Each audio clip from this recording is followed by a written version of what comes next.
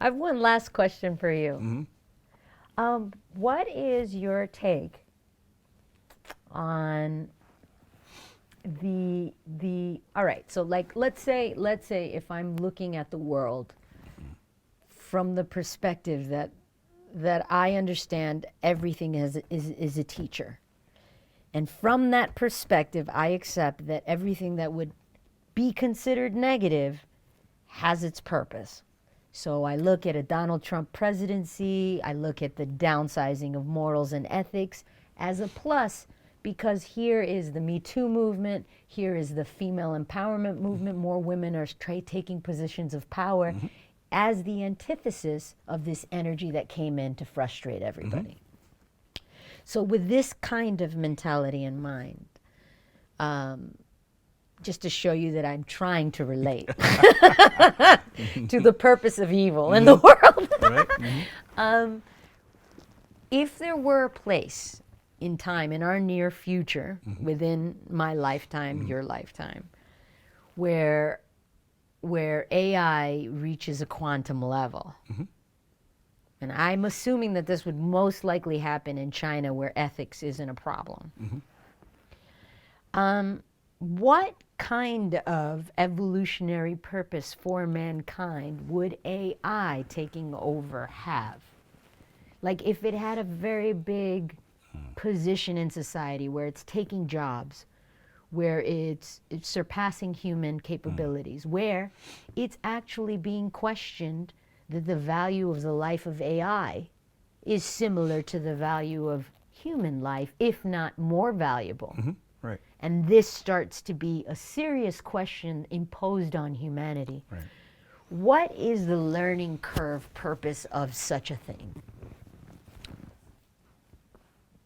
We have to look at this the way we look at the Industrial Revolution. If you look at human life back then, we didn't have cars, any gadgets or appliances or anything. And that's basically how we spent our life, to do these tasks. A woman's life was mainly washing clothes and cooking and, very little else. Now, with all the appliances and machines and gadgets we have in our lives, we don't have to do that, which means we can spend time on being us. And if I think that was on a practical, physical level, with AI, we can move further up, which means even when it comes to functions and like purposes in society, that can be taken over too, which means that we will be even more free to take care of each other, to express ourselves, to be creative, to play. But in order for that to happen, a whole bunch of systems need to fall, right? I think this will be a natural evolution because when we look at the Industrial Revolution, society changed. And of course, a lot of businesses disappeared like horse, carriage They were businesses. grateful. Exactly. So, many businesses and types of business that were the kind Will of the disappear. backbone of society disappeared. And we moved on. It's the same thing. And it's very difficult for humans today to understand how this will be, but it will be so much better. All civilizations, to get to this point and they get kind of like past this level, it's so much better because it means when we don't have to work, this thing where we do stuff in order to get money to survive, if that's gone and we still are together, how will we spend the time? And we can then explore what it means to exist, what it means to be human. Well, together. Today's day and age, our entire value as a society within the collective is based on your persona. Exactly. What you do for a living pretty much signifies your dignity as a human on this earth. It is your position of value on the planet. So if this has been pretty much taken away and replaced by AI. So the AI is basically your doctor. The AI is basically your lawyer. The AI is now your accountant. The AI is now doing this all through algorithms and self-learning positions. Might even take one day a position as a governor of a state because it Let's runs. hope so. Yeah, me too. But It will be so much but better. what place does the human have? It's basically saying, what place does the human have when you have a fridge and a washing machine? It's the same question, just on a different level. Really? Yes. Because those were the discussions back then. You know, when you have all these household appliances, what would a woman do? She would have no value. These were real discussions. Yeah. So it's the same question based on looking at the future from the perspective of how we live now and the value systems we're currently having. It will be the opposite. I also compare this to the photography. You know, when the camera was developed, the huge discussion was, what will happen to art? Because no one will need painters anymore.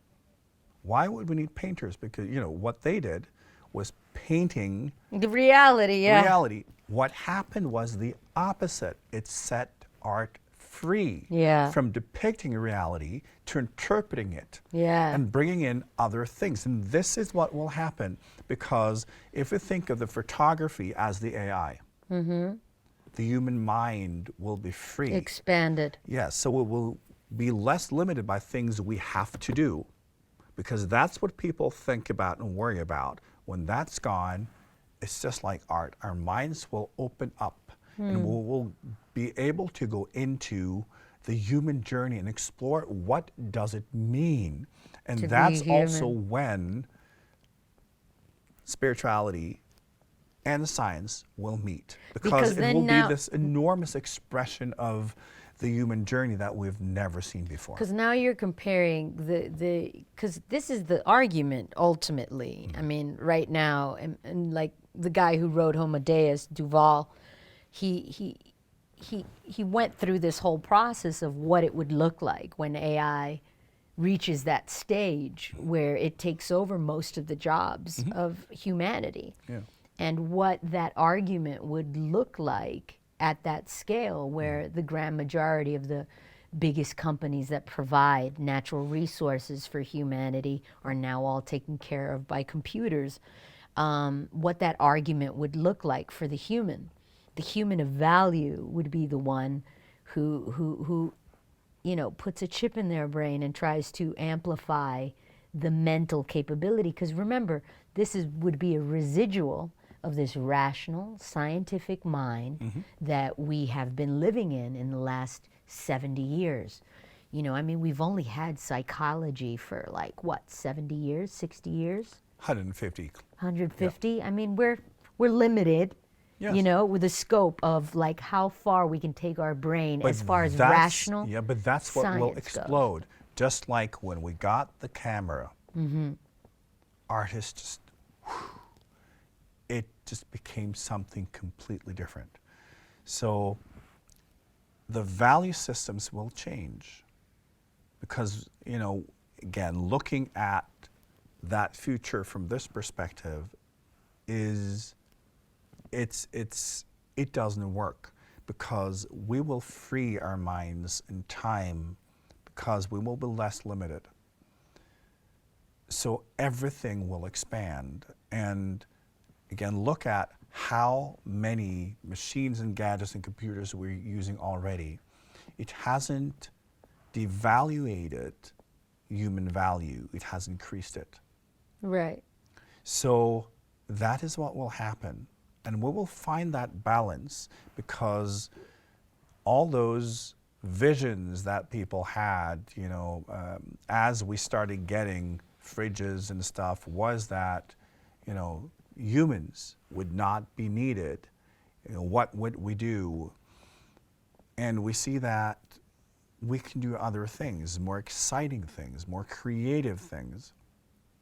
So it will enable humans to leave that survival consciousness and move into more of a purpose-based consciousness where educations will be more about who are you and how can you unfold that journey in this lifetime.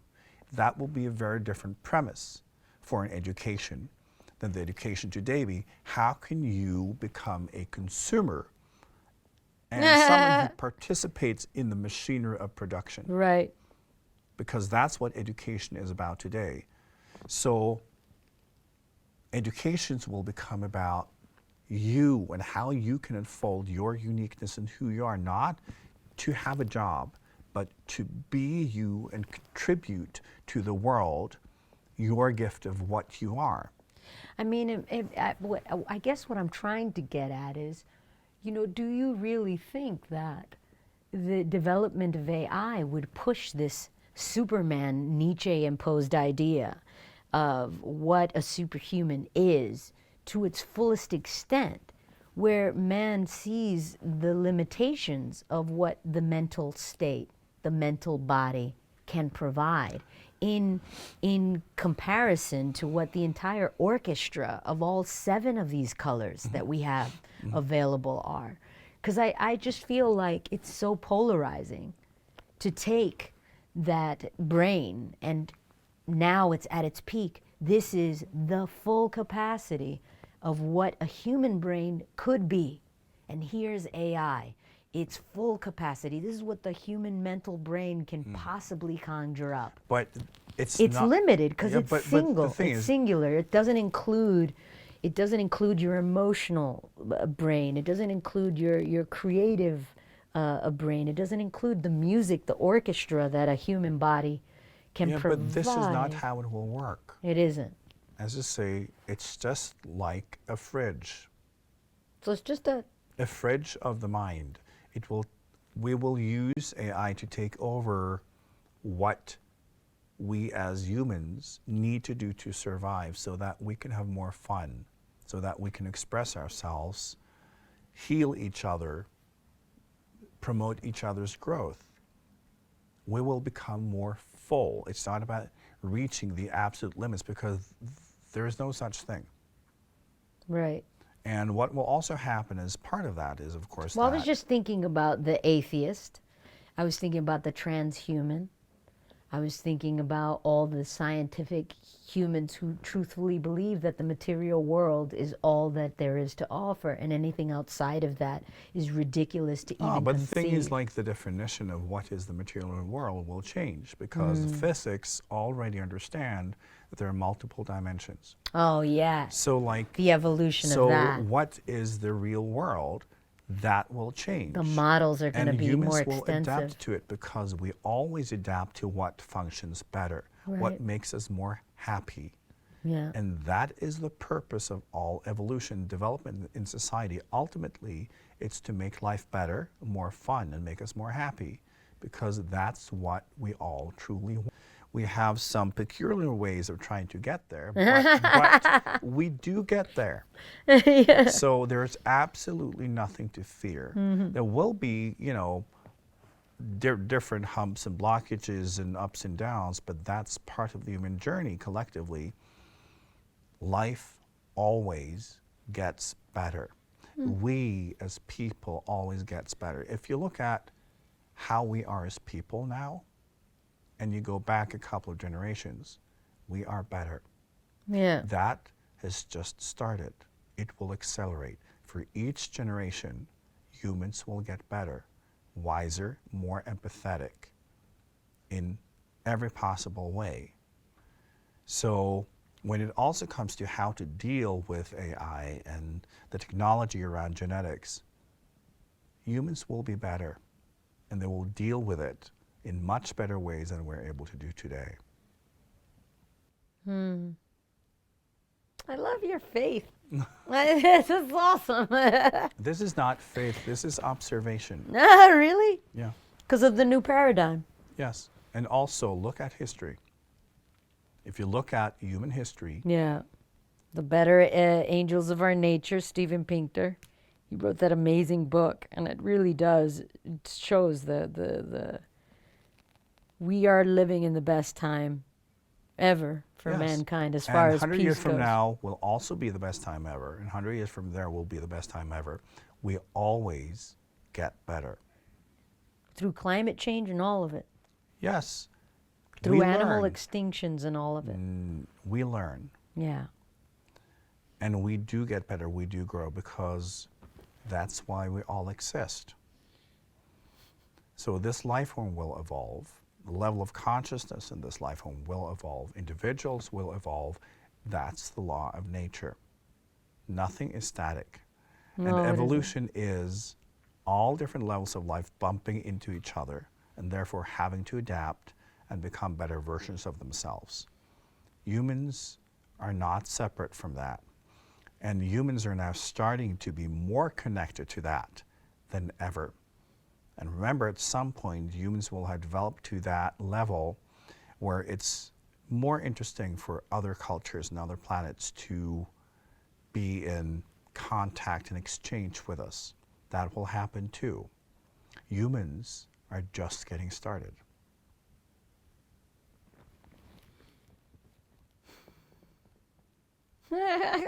You make it sound so hopeful. Oh, it is. These are the Stone Ages still. Man. It feels that way. Yeah. And still today, you wouldn't want to go back there. No. Life is better. Yeah. So I think it is important, from my perspective, always to calm the minds of those who think the end is near. Because It must be left over like Jehovah's Witness programming. but this, like, humans have always been attracted to those ideas and thoughts, because it's like when you have a fear, you want to be in control, because if you can define that it's going to end there, you feel some kind of closure and control. But it's more difficult for the human mind sometimes to relate to an ever-expanding, ever-growing world, because it means that it also gets more complex. It's riddled with unpredictability. Exactly. But that's part of the fun, that's part of the journey.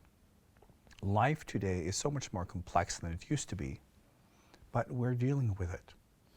We learn and we grow, and the human mind is definitely an evolution. The human life form is going through a huge leap of evolution. So we're getting there, and life will be so much better than it is today. Will humans have to wake up to some very unpleasant facts about themselves and how they are currently, dealing with the planet? Yes. But there will be solutions. There are so many souls incarnating on this planet right now, being part of the solution, bringing with them solutions and new ways of thinking. And that's why they choose to incarnate on this planet. And over the next 200 years, there will be so many individuals coming to this planet to bring the planet forward and to introduce new knowledge, new science, new technology. It is happening. This planet is under administration, just like any other culture, any other life form. It's all okay. There's nothing to fear. We live now in a time that people will be studying in the future. We're living in history right now, and we should rather try to be present to it and explore it, understand that these are times that people will be reading about in schools or being shown, whatever technology they will be using. But these are fascinating times, because this is the shift, the biggest shift in human history. And we're living in the middle of it, and we can see it happening.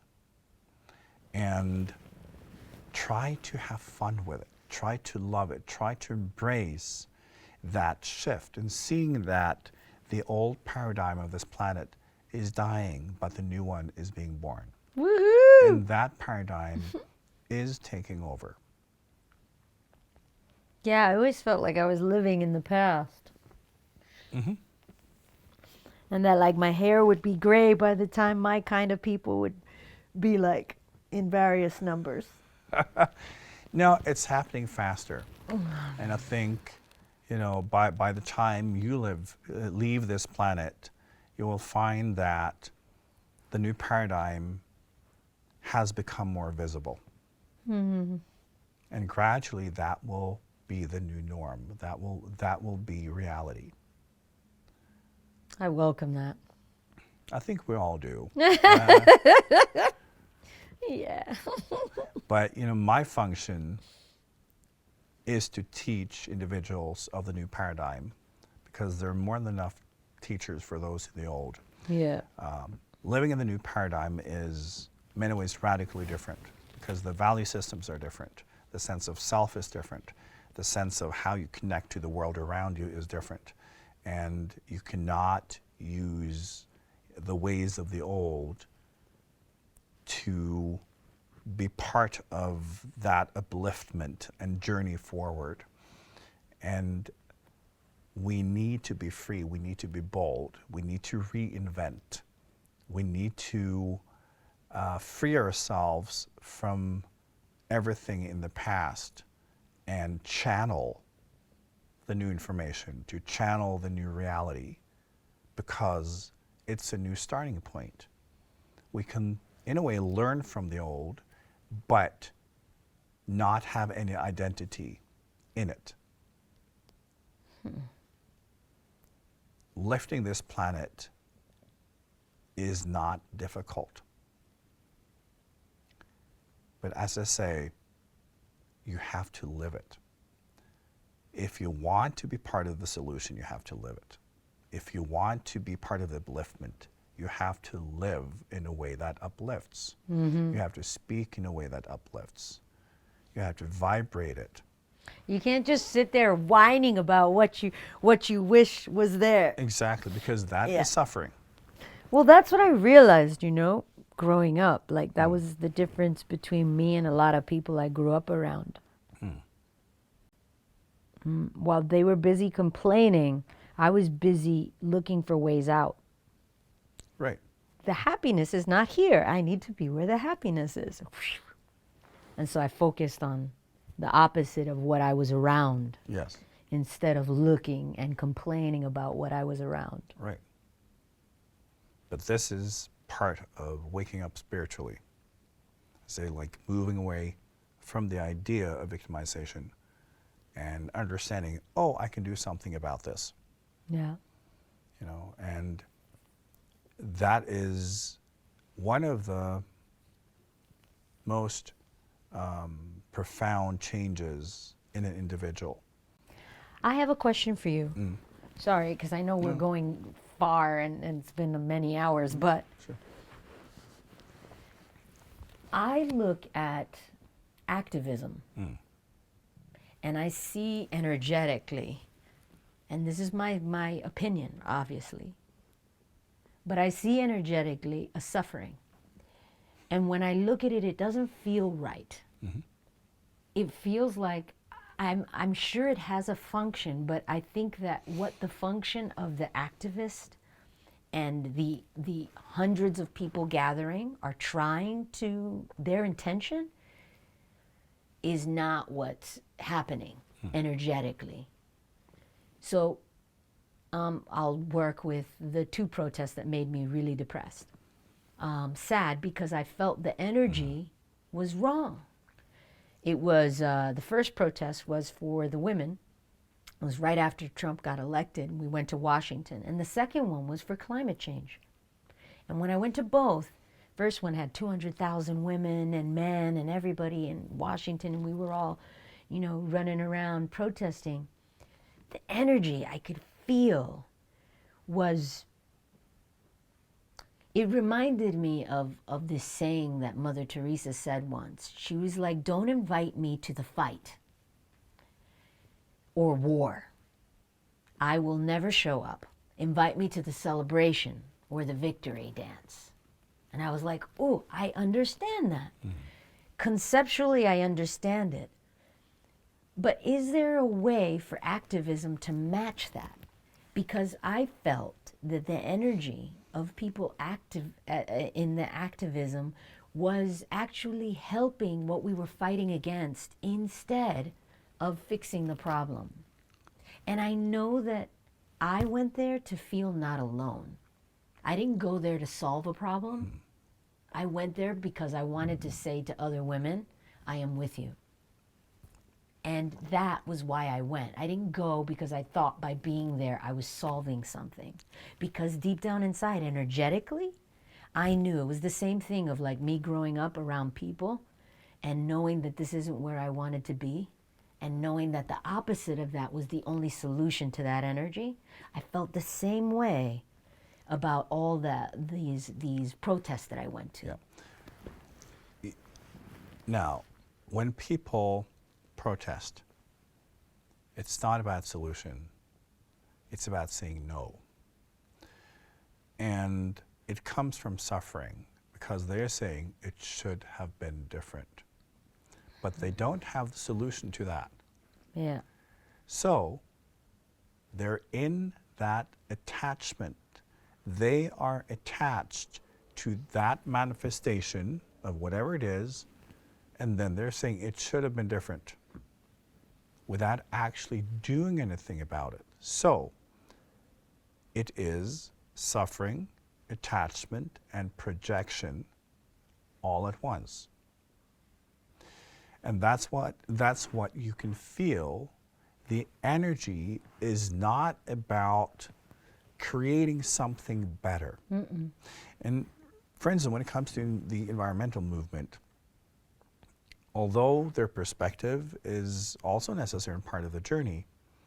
Yeah, please explain that bit. Yeah. So it does have a purpose. Well, it communicates to those in that level of consciousness. But we all know that humans do not like to be punished all the time, because very often the approach when it comes to activism, normally in protest, is like everyone should be punished. It has that energy. Mm-hmm.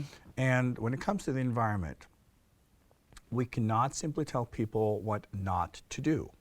Don't do that, don't do that, don't do that, feel ashamed. You should feel ashamed, how dare you. That is not a solution. People will never choose that. They can be forced to. And often the environmental movement has this energy like everyone should be forced to do so, and this should be punished. Now, people will never change their behaviors unless they feel it works better. So, if they feel that, yes, this is bad for the environment, but I don't have a better solution, humans will prefer to continue to do what they do and then die. Yeah.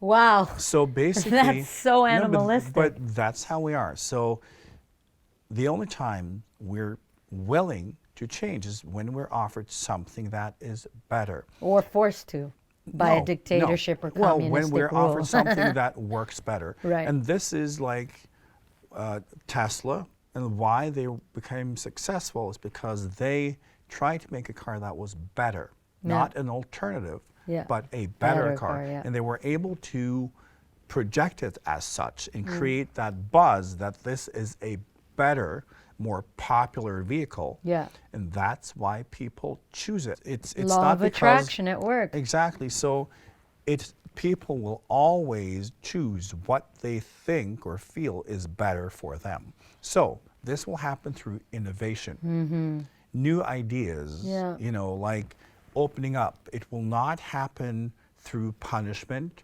seeing no, and by promoting shame and guilt.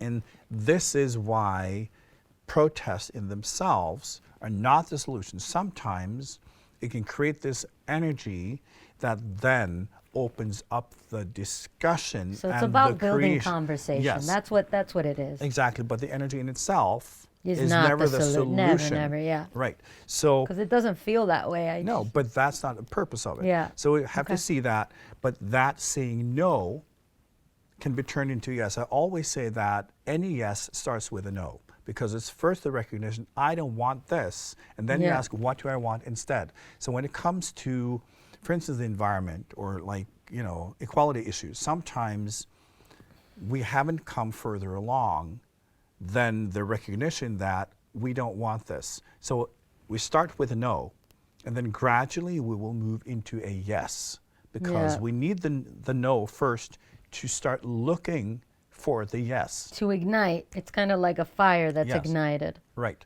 So it just shows us where we're at. So a lot of the activism is manifesting the no, because that will make humans also then look for what they eventually Alternatives, will yeah. say yes to. Yeah. Humans are never able to move directly into a yes. So sad. No, it's just part of who we are. It's basically, look at, QVC or whatever. Like when they sell products, it's basically first showing you the problem. And I don't want that problem. That's the no. And then you have the product that you can say yes to. You cannot just go to the product, because you need to know what you're saying no to first so that you can say yes. This is how it works. And that's why that type of activism has its place, but at the same time, it's not the solution. It's basically the TV ad showing, the stain on the carpet. Right. That's what they're doing. And then, oh, this is the product, but then we have to find it. That's wild. Yeah, the energy just seemed like a closed loop, Yeah. But it's okay. Everything serves its purpose.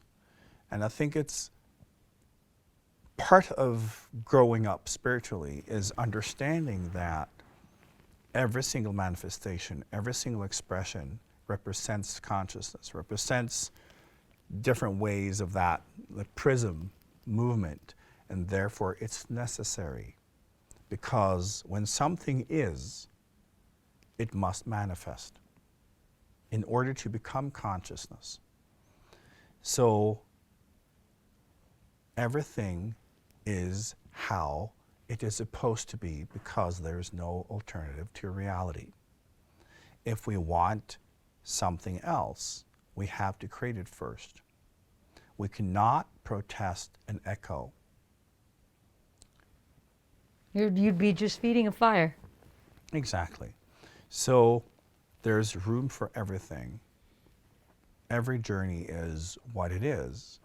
And also part of the expansion is learning to love absolutely everything and supporting absolutely everything and nurturing absolutely everything, because you realize that absolutely everything in existence is part of someone's journey. And they need exactly that, whatever it is, to take their next step.